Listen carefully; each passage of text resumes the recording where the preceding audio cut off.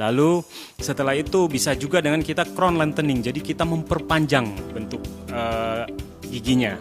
Dengan cara kita di gusinya itu kita akan bedah lebih dalam untuk bersihkan di jaringan mana yang terlalu melekat pada tulangnya, itu kita bersihkan lalu kita akan kembalikan posisinya. Nah, kalau di kondisi di mana dia bukan sesuatu yang bersifat patologis, jadi dia non patologis. Kalau kita bilang patologis berarti itu berhubungan dengan penyakit yang dalam tanda kutip serius, ya. Tapi kalau dia non patologis berarti itu kejadian dapatan yang biasanya itu terkait dengan senyuman. Jadi dia pasti berhubungan besarnya itu lebih ke estetik.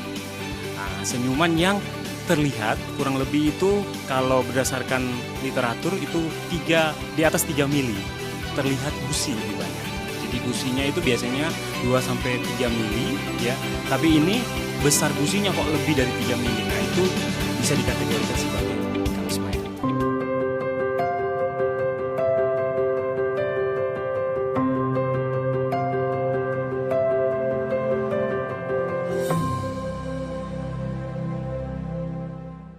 Selamat sore Sobat K. Dari berbagai referensi yang saya baca, kalau di Korea Selatan, senyuman yang memperlihatkan gusi atau gummy smile dianggap sebagai hal yang tidak menarik. Tapi justru banyak idol Korea yang membuat fansnya ini melting karena mereka punya gummy smile. Contohnya aja Jennie Blackpink ya, atau Suga BTS. Nah itu mereka disebut-sebut punya gummy smile. Gimana dengan Indonesia? Apakah menurut kamu gummy smile itu menarik? Atau mungkin ada yang belum kenal sama istilah ini? Kita akan bahas dalam BTS Berbagi Tips Sehat. Saya Iksan Anugrah, senang sekali bisa ketemu lagi dengan Sobat K di sore hari ini yang udah siap-siap pulang kerja atau sekarang masih dalam perjalanan, sekarang juga masih streaming, masih nonton juga YouTube channel kita, K Radio Jember. Kita akan mengulas banyak tentang gummy smile. Di studio sudah hadir Dr. Gigi Oktan Ovirsiki SPPRio, Dr. Gigi Spesialis Periodontia, dan Muhammad Nurul Muflikin S Marketing Communication Silom Hospitals Jember. Selamat sore Dr. Gigi, Mas Ikin. Iya, selamat sore. Sorry. Dr. Gigi Oktan, saya sampai lupa nggak nyebut namanya tadi. Kabar baik semuanya ya? Sehat. Sehat semua. Ya, Oke, baik. Sore-sore gini kita membahas tentang gummy smile, tapi kita boleh cek dulu dok, ini saya kategori gummy smile atau bukan nih dok? Bukan gummy smile tapi ganteng smile. Oh, amin. Kalau Mas Ikin gimana dok? Coba Masih sesenyum. normal lah. Masih normal. Oke. Karena ini istilah yang bisa dibilang kalau anak-anak sekarang ada yang udah tahu ya dok. Yeah. Karena dari fakta idol-idol Korea yang Yeah. disebut mereka itu punya gummy smile yang menarik hati para fansnya, bikin melting. Tapi sebelum kita membahas lebih jauh tentang gummy smile, karena Dr. Yoktan ini kan sebagai dokter gigi spesialis periodontia. Saya juga pengen tahu sebenarnya dokter gigi spesialisnya Dr. Yoktan ini fokus menangani apa dok? Oke. Jadi kalau di dalam kedokteran gigi itu ada spesialisnya dibagi dalam 9 bidang. Ya, salah satunya bidang saya itu periodontia adalah bidang spesialistik kedokteran gigi yang menangani kasus-kasus yang berhubungan dengan gusi, tulang alveolar atau jaringan penyangga gigi, kemudian ke bidang khususnya kayak implan, kemudian ke estetik. Jadi perawatan estetik sama kosmetiknya kedokteran gigi. Gitu. Bedah plastiknya kedokteran gigi juga. Wah, banyak ya tindakan-tindakan bedah ya untuk gigi yang bisa kita lakukan ya. Yeah. Berarti tindakan medisnya seperti itu ya dok Seperti ya. itu, iya. Kalau kita mengunjungi dokter gigi spesialis periodontia ini biasanya setelah rujukan dari dokter gigi umum atau gimana dok? Rata-rata memang dapatnya tuh memang biasanya kalau berdasarkan hierarkinya itu memang dimulai dari dokter gigi umum, terus ada perawatan, nanti dibagi sesuai dengan kompetensinya masing-masing. Jadi dokter gigi umum tuh sebagai ya kiper awalnya ya, terus nanti setelah itu baru diarahkan ke dokter gigi spesialisnya, baru ke misalnya ke kasus-kasus yang berhubungan dengan gusi dan yang saya jelasin sebelumnya, baru ke bidang saya. Wih mantap. Nah Sobat K kalau mungkin mau kunjungi langsung ke Silom Hospital, nanti kita spill jadwalnya ya Mas Igin ya. Kapan bisa ketemu dengan dokter Gigi Yoktan. Tapi sebelum itu kita membahas lagi tentang gummy smile nih dok. Ini boleh kita jelasin dulu nih ke Sobat K. Oke. Jadi gummy smile itu adalah kondisi. Jadi kondisi di mana dia bukan sesuatu yang bersifat patologis, jadi dia non patologis. Kalau kita bilang patologis berarti itu berhubungan dengan penyakit yang dalam tanda kutip serius, ya. Tapi kalau dia non patologis berarti itu kejadian dapatan yang biasanya itu terkait dengan senyuman. Jadi dia pasti berhubungan besarnya itu lebih ke estetik. Nah, senyuman yang terlihat kurang lebih itu kalau berdasarkan literatur itu di atas 3 mili. Terlihat gusi lebih banyak. Jadi gusinya itu biasanya 2 sampai 3 mili ya.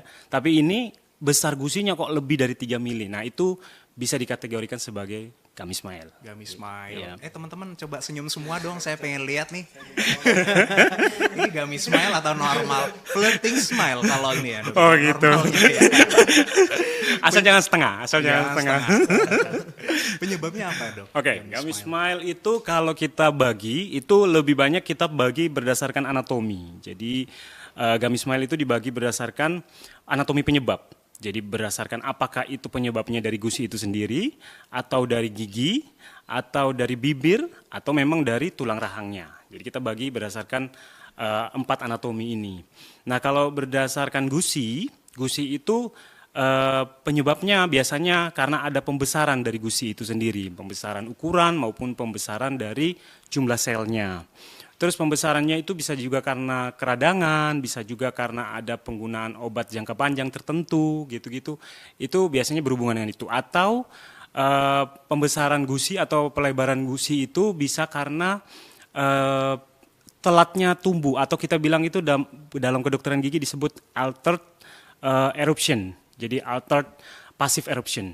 Nah, kondisi seperti itu tuh di mana gusi dengan gigi, jadi kalau kita usia sekitar 6 sampai usia 14 tahun itu kan pergantian gigi. Nah, pergantian gigi itu yang keluar kan yang kita tahu erupsi. Erupsi itu artinya gigi itu keluar, biasanya dia adalah giginya.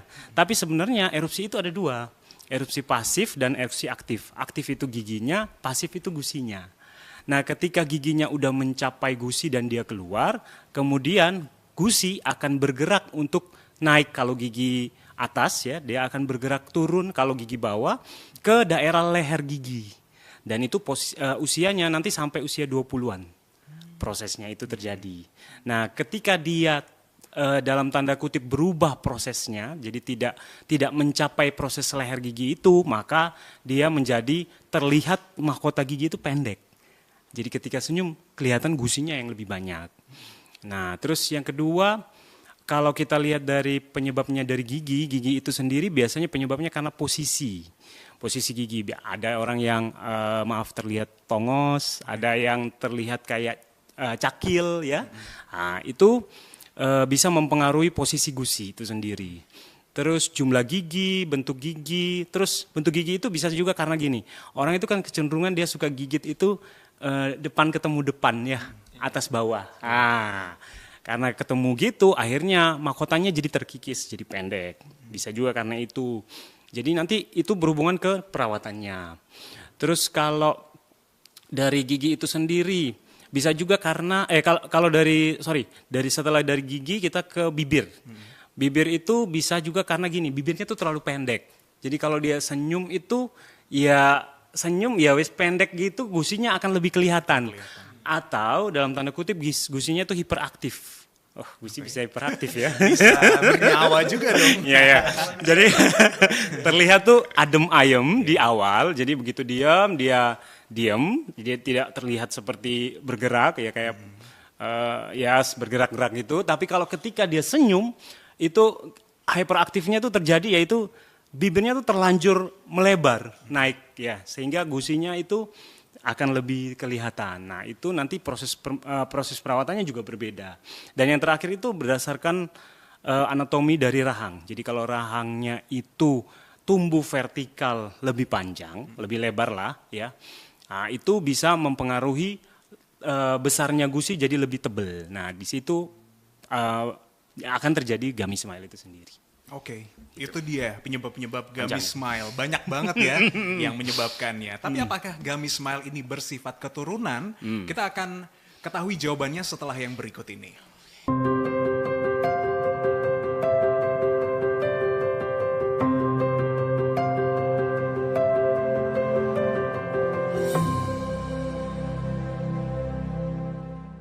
Masih di BTS berbagi tips sehat bersama saya Iksan Anugrah. Tentunya buat Sobat K yang ingin selalu mendapatkan berbagai pelayanan kesehatan terbaik, termasuk juga melakukan pengecekan kesehatan secara rutin, nggak usah jauh-jauh, di kota Jember, di pusatnya datang langsung ke Siloam Hospitals. Tentu akan menawarkan banyak sekali pelayanan ya Mas ya? Iya benar sekali, dan kebetulan sekarang di Siloam Hospital Jember lagi ada promo nih, MCU, Medical Check Up. Jadi ini bisa digunakan oleh para Sobat K yang ingin melakukan pemeriksaan MCU di Siloam Hospital Jember. Sobat K bisa langsung membuka di aplikasi My Siloam. Di situ nanti ada promo sekitar 20%. Lumayan kan Mas ya? Keren banget ya dong. Bisa memeriksakan kesehatannya di Siloam Hospital Jember. Nah itu dia, promo 20% jangan sampai dilewatkan. Segera install aplikasi My Siloam yang tersedia di Play Store maupun di App Store-nya Sobat K. Selain ada promo MCU, nanti juga akan ada promo-promo lain ya Mas yang bakal di-spill ya. Iya. Kita tunggu aja informasi lengkapnya. Atau Sobat K bisa langsung sekarang meluncur ke Instagram @siloamjember, ke website siloamhospitals.com untuk mendapatkan banyak sekali penawaran menarik dan layanan kesehatan terbaik dari Siloam Hospitals. Lanjut lagi, Gummy Smile, coba kita tersenyum lagi ya. Harus tersenyum terus memang ya. Meskipun beban akhir bulan ini banyak banget. Wow. Ngerasain beban akhir bulan nggak kalau dokter ini? Oke, semua orang masih Semua orang mengalami. ngerasain ya. Nah, Gummy Smile, tadi kita sudah mengetahui banyak sekali penyebabnya Sobat K yang membuat mungkin ada di antara kamu yang pas lagi tersenyum terlihat ya gusinya lebih menonjol. Atau mungkin seperti idol-idol Korea tadi yang punya Gummy Smile. Apakah ini bisa dikaitkan dengan keturunan, Dok? Gummy Smile itu sebenarnya tidak dikategorikan sebagai penyakit yang bukan penyakit ya, kondisi yang disebabkan oleh keturunan, tidak sama sekali. Cuman memang dia akan lebih ke gangguan pada, jadi dia bukan ke penyebabnya yang sebenarnya concernnya, tapi ke akibatnya, jadi ke rasa percaya diri, gitu-gitu. Jadi apalagi dalam tanda kutip sekarang kan orang-orang sudah lebih fokusnya ke berhadapan dengan kamera. Iya kayak kita sekarang ya. Dulu radio didengerin doang, sekarang radio dilihat nih. Penyiarnya harus mandi ya. Kayak gitu dong. Jadi ya seperti itu kira-kira. Oke, ada faktor resiko khusus mungkin, Dok? Faktor resiko, sebenarnya kalau kita bicara dari estetik, dipindah ke patologis, ya jadi estetik ke penyakit, kalau dihubungkan itu bisa. Jadi sebenarnya kalau misalnya si orang yang sedang mengalami Gummy Smile itu, gusinya ya dalam kondisi membesar ya, kemudian akan tercipta lama-kelamaan plak, kemudian nanti di situ ada karang gigi, akhirnya jadi sebuah pocket, ya jadi ada saku gusi yang cukup dalam. Nah, di kala kondisi seperti itu, maka akan terjadi radang. Nah, kondisi keradangan yang terus-menerus itu yang bisa menyebabkan masalah pada tubuh. Jadi daya tahan tubuh kita terus harus dipacu. Jadi keradangan yang terus ada di tubuh itu tidak beres buat tubuh kita. Dan itu juga bisa meningkatkan faktor risiko pada orang yang punya sakit jantung. Kayak gitu-gitu.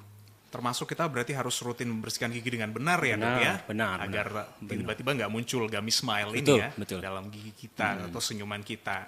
Tapi dia bisa menimbulkan masalah kesehatan nggak sih, Dok?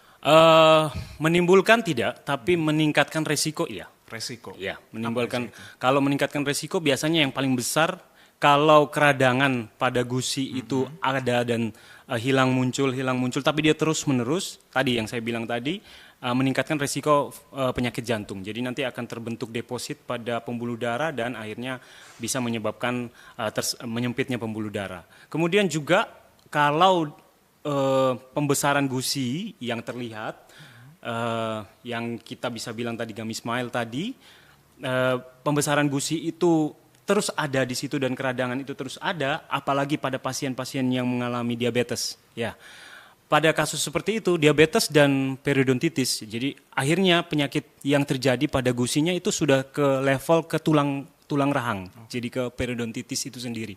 Nah kalau sudah di level itu efek bolak-balik. Jadi diabetesnya akan meningkat, diabetes meningkat mempengaruhi periodontitisnya meningkat. Jadi tinggal mau pilih mana nih. Bisa saja kencing manisnya yang naik, bisa saja masalah pada gusinya naik dan akhirnya ujung-ujungnya giginya akan terlepas sendiri. Wow. Gitu. nggak enak kalau nggak punya gigi ya. Makanya nggak bisa nyaman nanti. Makannya nggak nyaman, senyumnya juga nggak nyaman. Nah itu dia. Jatuh tertimpa tangga itu. Benar banget dokter. Tentu kalau orang yang merasa memiliki gummy smile, mungkin mereka memiliki rasa percaya diri yang tidak maksimal ya dok ya. Kurangnya rasa percaya diri. Ada perawatan yang bisa kita lakukan nggak sih dok? Perawatan, banyak ini. Jadi tadi saya bilang karena banyak penyebab ya. Jadi gummy smile itu multifaktorial untuk etiologinya atau penyebabnya, maka perawatannya juga multidisiplin. Jadi akan melibatkan beberapa dokter gigi spesialis. Tadi Mas tanya, apakah itu dokter gigi umum gitu? Bisa jelas kompetensi bukan ke dokter gigi umum, tapi ke dokter gigi spesialis. Nah dia kalau kita berdasarkan anatomi tadi, kalau dia bermasalah pada gusi, jelas itu full akan dikerjakan oleh dokter gigi spesialis periodontia itu sendiri. Lalu kalau ke gusi biasanya perawatan yang akan dilakukan kalau ada pembesaran maka kita akan berikan obat dulu, kemudian kita lakukan tindakan. Tindakannya berupa tindakan gingivektomi atau pembuangan ya. Saya bahasakan dengan pembuangan ya. Kalau kita bilang pemotongan itu terlalu ekstrim ya. Tapi kita buang jaringan gusinya ya. Lalu setelah itu bisa juga dengan kita crown lengthening. Jadi kita memperpanjang bentuk giginya. Dengan cara kita di gusinya itu kita akan bedah lebih dalam untuk bersihkan di jaringan mana yang terlalu melekat pada tulangnya, itu kita bersihkan lalu kita akan kembalikan ke posisinya. Nah kalau misalnya dia bermasalah pada gigi, multidisiplinnya spesialisnya yang akan mengerjakan itu bisa saja kalau itu berhubungan dengan meratakan posisi giginya, maka yang mengerjakan nanti ortodontis atau dokter gigi spesialis orto berkoordinasi dengan saya, spesialis perio. Karena dia harus ketika kita menggerakkan gigi, kita harus tahu posisi dan kondisi tulangnya. Jadi makanya orang yang merawat behel ya dalam tanda kutip, dia jangan sembarangan pasang behel. Dia harus tahu secara periodontalnya tulangnya itu memadai enggak untuk menggerakkan gigi itu sendiri ya. Kemudian kalau dia memperpanjang dengan gigi tadi ya, karena pendek terus mau diperpanjang dengan veneer dalam tanda kutip ya. Veneer itu biasanya akan dikerjakan oleh spesialis prostodontis nanti bekerja sama dokter spesialis perio untuk mengetahui jaringannya. Veneernya itu mau dipasang seberapa dalam ke margin itu tepinya gusi. Nah itu ditentukan sama dokter spesialis perio itu sendiri. Terus kalau itu berhubungan dengan bibir, biasanya akan dilakukan kalau dokter spesialis akan dikerjakan sama dokter spesialis perio itu sendiri. Kita lakukan lip reposition, jadi ada pembedahan kecil untuk memindahkan posisi bibir ke titik mana yang kita anggap itu paling pas supaya kalau senyum itu tepat ya. Kayak mungkin bisa dikaitkan dengan yang tadi Mas bilang artis Korea, itu kan memang proses bedah plastik ya. Nah, jadi proses lip reposition itu sendiri adalah proses bedah plastiknya kedokteran gigi. Nah, kita reposisikan bibirnya. Bisa juga kalau si pasien memilih saya tanpa bedah, bisa, tapi kita pilih dengan jalur menyuntikkan botox. Ya, botox bisa dipakai, tapi jangka waktunya itu tidak lama. Dia hanya bertahan paling cepat itu 3 bulan sampai 6 bulan. Jadi nanti 3-6 bulan sekali dia botox lagi kayak gitu. Oke. Terus yang terakhir kalau itu berhubungan dengan rahang, maka dokternya akan pasiennya akan di refer ke spesialis bedah mulut. Nanti bekerja sama spesialis orto dan spesialis perio itu sendiri. Jadi akan dilakukan proses reposisi rahang. Jadi bukan reposisi rahang, memendekkan rahang, ortognatik namanya. Jadi proses bedah ortognatik. Nah, proses itu biasanya lebih banyak dikerjakan di proses bedah plastik itu sendiri. Biasanya kasus-kasus itu sudah lebih banyak dikerjakan di Korea. Nah, jadi ekstrim ya, bedah ekstrim. Jadi dibedah sekalian diperbaiki, dipendekin sekalian rahangnya kayak gitu. Itu juga bisa. Terus satu tambahan lagi kalau dia berhubungan dengan orto, ya tadi saya lupa penyebab dari gummy smile itu sendiri biasanya ini yang terjadi. Saya ketemu banyak kasus di Jember, itu orang pasang bracket entah di dokter gigi atau di pihak-pihak yang tidak kurang paham ya untuk pemasangan itu terlihat pasien mengalami gusinya jadi melebar setelah pasang bracket. Itu yang terjadi. Iya kan, kelihatan tuh gusinya. Nah, itu disebabkan karena memang kita merubah posisi gigi, maka gusi pun juga akan berubah. Jadi makanya tadi tidak boleh sembarangan masang itu. Terus setelah itu memang sebaiknya dilakukan pemeriksaan gusi dan tulangnya untuk nanti kita kembalikan posisi gusinya di tempat yang benar. Jadi rata-rata setelah perawatan orto itu gusi akan lebih lebar. Nah, dikala itu baru kita benahi gusinya dengan cara tadi crown lengthening atau gingivectomy. Atau di dalam proses perawatan orto atau perawatan bracket itu sendiri biasanya dipadukan dengan namanya tuh mini implant. Jadi saya sih dari lihat kasus ya, misalnya dilihat kasus, si dokter akan berkonsultasi lanjut dengan si pasien ini kayaknya tidak perlu sampai harus pembedahan. Bisa saja giginya itu kita preposisikan dengan menggunakan bahan tambahan, alat tambahan kecil, kurang lebih 5-6 mili yang dipasang di tulang rahang untuk mereposisikan giginya itu dengan mini implant. Nah, itu akan biasa dikerjakan oleh dokter gigi spesialis perio itu sendiri. Oke, banyak sekali cara ya langkahnya, tapi itu juga nanti dokter akan menganalisa terlebih dahulu. Betul. Ya penyebabnya apa yang terjadi pada setiap pasien tentu berbeda-beda nih kondisinya. Secara prevalensi gimana nih dok untuk gummy smile? Prevalensi itu berhubungan dengan statistik. Ya. Jadi kalau kita bicara prevalensi, kebanyakan berarti yang terlaporkan dalam tanda kutip ya. Jadi orang yang lapor berarti dia sadar atau keluarga atau temannya sadar bahwa dia mengalami kasus itu. Nah, prevalensi secara umum ya, itu prevalensinya kurang lebih 10%. Jadi dari keseluruhan kasus yang sudah terlaporkan itu baru 10% yang ada. Tapi kalau yang lain itu biasanya anggapannya sudahlah, mungkin karena tidak berhubungan dengan pekerjaannya atau memang karena dalam tanda kutip orang kan biasanya sudah tua ini masa mau dibenarin ya kayak gitu-gitu ya. Nah, terus biasanya prevalensinya berhubungan juga dengan jenis kelamin kan rasionya. Pria wanita mana nih yang lebih besar ya. Jadi kan kalau pada prevalensi untuk pria jadi rasionya biasanya pria lebih kecil daripada wanita.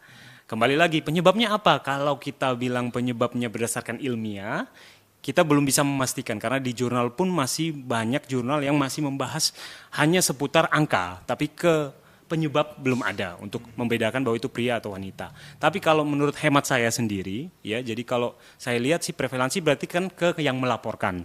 Berarti yang melaporkan yang lebih banyak ternyata perempuan. Perempuan ya. Masuk akal ya. Jadi karena perempuan yang sadar akan estetiknya, jadi lebih banyak akhirnya prevalensinya itu lebih ke perempuan. Oke. Kita akan lanjutkan lagi pembahasan tentang gummy smile dan informasi-informasi lainnya setelah yang berikut ini Sobat K.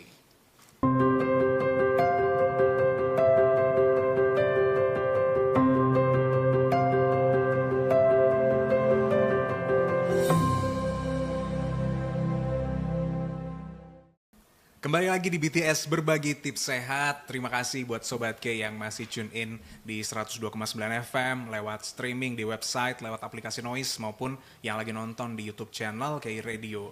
Kalau misal kamu ketinggalan nih konten-konten yang sebelumnya, pembahasan-pembahasan menarik yang sudah hadir di BTS, silakan scroll lagi YouTube channel K Radio. Di situ ada lengkap banyak banget ya untuk edisi-edisi sebelumnya. Yang jelas pasti sudah banyak yang bertanya-tanya nih Mas. Tadi kan Dokter Yoktan, wah penjelasannya udah detail banget nih. Kalau misal pengen diskusi lebih dalam lagi, privacy lagi ya. Karena mungkin nggak enak langsung ngobrol belak-belakan nih tentang masalah pada giginya, itu kapan bisa bertemu langsung nanti? Oke, kebetulan untuk Dokter Yoktan sendiri ini jadwal prakteknya di Siloam Hospital Jember itu di hari Senin sampai Jumat itu jam 8.00 sampai 11.00. Kemudian di hari Sabtu itu di jam 16.00 sampai jam 18.00.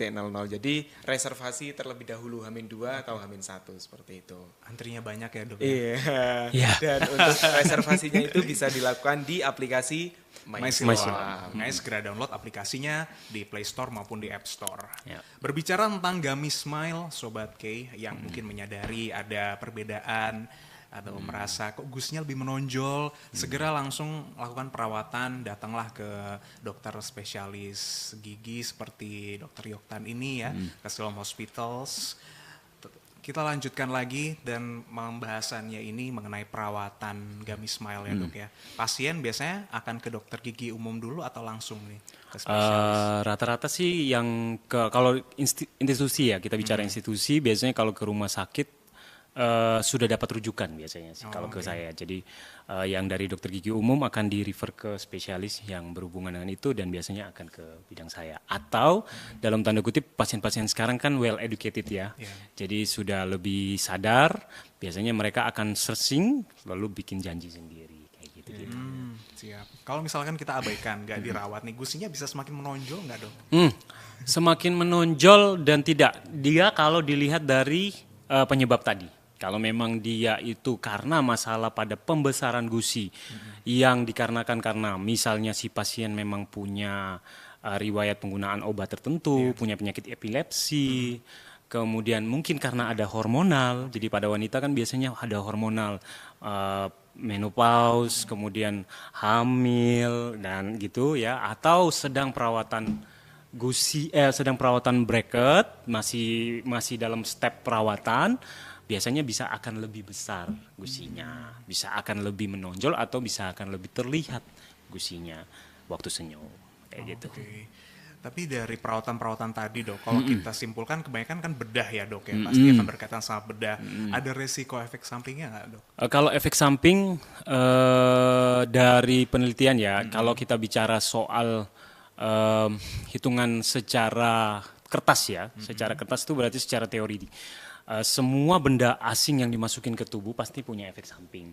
Namanya bedah kan pasti ada, kita lakukan bius gitu-gitu kan pasti kalau kita bilang efek samping ada akibat dari obat itu. Tapi kalau secara umum praktis, jadi kita bicara soal praktikalnya, itu efek sampingnya kecil karena proses pembedahan yang dilakukan itu adalah pembedahan minor.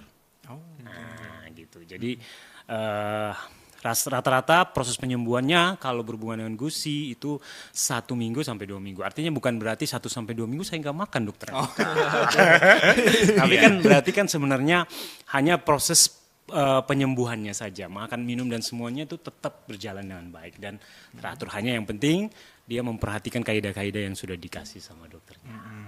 Karena nanti kan setelah operasi pasti ada saran-saran seperti apa ya yang harus dijalankan oleh pasien. Jadi nggak perlu takut, silakan lakukan perawatan kalau Sobat K merasa punya Gummy Smile atau ada masalah pada gigi ya, datang langsung ke Siloam Hospital Jember Sobat K.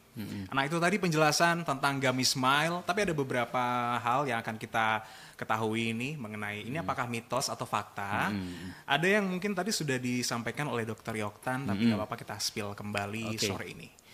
Yang pertama dok, Gummy Smile bisa menyebabkan resiko kerusakan gigi dan menimbulkan penyakit gusi. Ini mitos atau fakta? Menyebabkan kerusakan gigi bisa. Jadi terperangkapnya sisa makanan di daerah saku gusi yang makin dalam, terus akan menimbulkan 2 hal.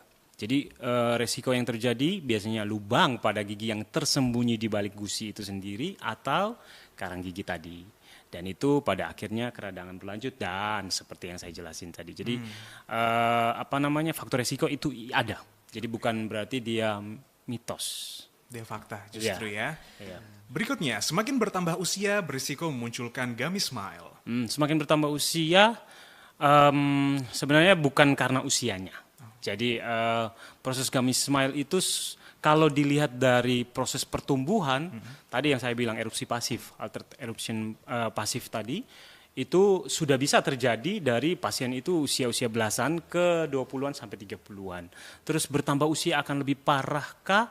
Itu tergantung ke apakah dia karena keradangan atau karena memang sudah dari sananya seperti itu. Berbeda. Jadi kalau kita bilang bahwa dia bisa tambah besar, tidak. Tapi kalau memang terjadi keradangan, bisa saja terjadi. Jadi kalau saya bilang fakta atau mitos, sepertinya itu mitos ya. Mitos ya. Oke. Berikutnya, efek pengobatan jantung menyebabkan Gummy Smile. Oke. Efek pengobatan jantung bukan ke arah Gummy Smile, karena arah Gummy Smile itu ke arah estetik. Kalau jantung itu keadaan patologis, ya. Jadi keadaan di mana kondisi penyakit. Nah, penyakit pasti ada hubungannya ke penyakit itu sendiri. Jadi kalau pada orang-orang yang sedang melakukan perawatan jantung biasanya akan menggunakan obat-obat yang berhubungan dengan kalsium channel blocker. Ya kayak amlodipin gitu-gitu ya. Jadi penggunaan jangka panjang itu akan bisa menimbulkan pembesaran pada gusi. Nah, pembesaran gusi dan terlihat sepertinya gusinya membesar dan kita bisa, bukan kita sih, masyarakat bisa melihat, oh ini kayaknya dokter Yoktan bilang gummy smile, padahal bukan, namanya bukan gummy smile, tapi itu pembesaran gusi. Segeralah diperiksakan, nanti juga akan harus dilakukan pengecekan dulu MCU-nya, seperti tadi Mas bilang tadi ya, kemudian kita juga harus pemeriksaan darah, kita cek dulu ini penyebab di darahnya apa gitu, kondisi terkaitnya baru kita bisa lakukan. Jadi kalau bilang fakta atau mitos, dia bisa menyebabkan apa tadi? Efek pengobatan, iya, fakta dia. Fakta juga ya. Terakhir nih dok, infeksi bakteri pada gigi dan gusi yang menjadi penyebab gummy smile. Infeksi bakteri pada gigi dan gusi yang menyebabkan gummy smile. Tidak. Jadi kalau karena itu keradangan, jadi saya perlu bikin garis bawah ya. Gummy smile adalah kondisi estetik. Tapi kalau bakteri itu adalah kondisi patologis. Jadi kalau patologis mungkin kayaknya nanti kapan-kapan kita perlu bahas ke aspek patologisnya ya. Jadi patologis yang gusinya membesar. Terus ini harus dilakukan apa? Karena itu bisa dilakukan perawatan pembedahan yang lebih ringan. Jadi sekarang itu karena perkembangan teknologi, pembedahan minor kedokteran gigi khususnya di bidang periodontia itu tanpa pisau pun bisa dilakukan. Jadi dengan laser. Itu sudah bisa dilakukan, di kita kan bisa juga. Jadi itu sudah bisa sebenarnya dilakukan. Jadi kalau saya tadi Mas bilang kalau itu bakteri dan virus, bakteri yang menyebabkan gummy smile, jelas itu mitos. Itu tidak benar. Tapi bahwa pembesaran gusi yang akhirnya menyebabkan dia itu terlihat gusinya itu waktu senyum terlihat membesar karena keradangan oleh bakteri, itu yang harus ditangani dengan tindakan yang lebih lanjut dan itu berbeda terminologinya. Oke, siap dokter. Semua sudah dijawab mitos dan faktanya, tapi kalau mungkin ada pertanyaan nih yang masih dirasa belum terjawab, silakan langsung datang ke Siloam Hospitals buat janji temu dulu dengan dokter Yoktan ya. Kalau jadwalnya mungkin tadi belum sempat dicatat dari Mas Ikin, bisa cek di aplikasi My Siloam atau bisa cek di website ya Mas ya? Iya, benar, boleh. Oke. Mas Ikin mungkin ada informasi tambahan nih.